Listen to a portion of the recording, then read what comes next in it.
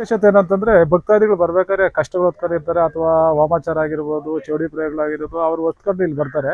ಇಲ್ಲಿ ಬಂದಾಗ ನಾವು ಯಾರು ಏನು ಹೇಳೋದಿಲ್ಲ.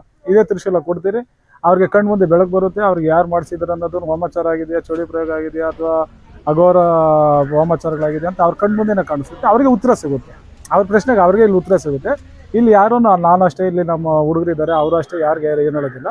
ಅವರೇ ಬಂದಂಥ ಭಕ್ತಾದಿಗಳಿಗೆ ಉತ್ತರನೇ ಸಿಗುತ್ತೆ. ಅವರೇ ಹೇಳ್ತಾರೆ ನಮ್ಮ ಹುಡುಗರಿಗೆ, ಸಮಯ ಅಮ್ಮ ಹೇಳ್ತಾ ಇದ್ದಾರೆ ಇದೇ ಥರ ಪೂಜೆ ಮಾಡಿಸ್ಬೇಕಂತೆ, ಈ ಥರ ಮಾಡಿಸ್ಬೇಕಂತ ಅವರೇ ಹೇಳಿ ಅವರೇ ಪರಿಹಾರ ಕಂಡುಕೊಂಡಂಥ ಕ್ಷೇತ್ರ.